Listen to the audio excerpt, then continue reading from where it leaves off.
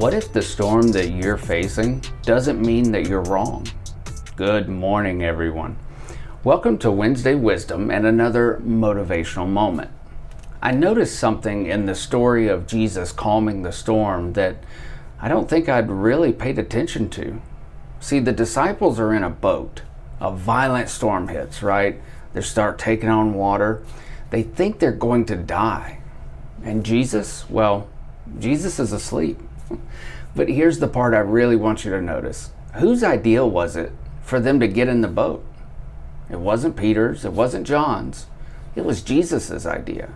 Mark 4:35 says, Jesus told them, "Let us go over to the other side." Which means they weren't in that storm because they had made a bad decision. They were in that storm because they followed Jesus. And maybe somebody other than just me needs to hear that this morning. I think sometimes we've created this idea that if we're following God, everything should work out. That relationship should work. The business should work. The finances should just come together. That opportunity should work. And when the storm hits, our first thought becomes, what did I do wrong? But see, these disciples, they hadn't missed God. They were exactly where Jesus told them to be. And yet there was still a storm. Sometimes obedience doesn't keep you out of the storm. Sometimes obedience leads you straight through one. But there's something even deeper happening here. When the disciples finally wake Jesus up, listen to what they ask him. They don't say, "Jesus, are you powerful enough to stop this?" They say, "Teacher, don't you care if we drown?" Whoa. Their greatest struggle wasn't with his power. It was with his care. And I wonder how many of us do the exact same thing. We know God can, and that's not really the question. You've seen him provide before. You've watched him open doors. You've watched him answer prayers. You know what he's capable of. But when you've been praying and nothing changes, when the water keeps coming into that boat, when you're doing everything you know to do and life somehow just keeps getting harder, the question quietly changes. It isn't God, can you? It's God, do you care? And Jesus gets up, he speaks to the storm, "Peace, be still," and the wind stops. But then Jesus asks them a question. "Why are you so afraid? Do you still have no faith?"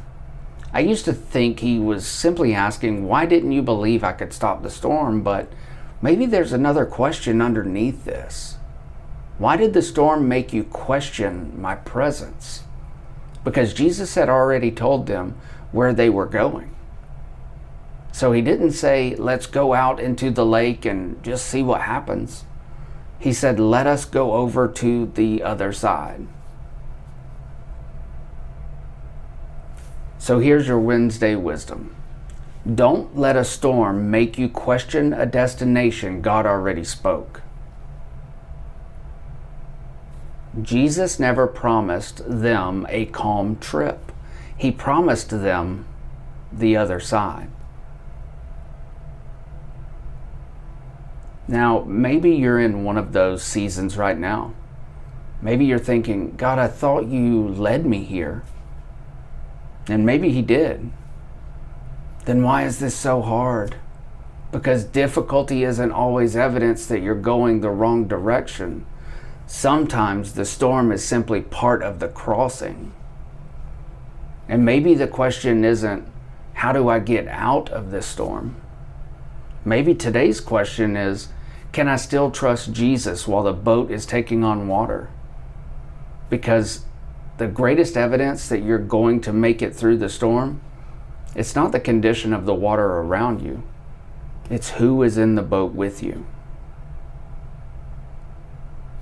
So today, don't measure God's faithfulness by the weather.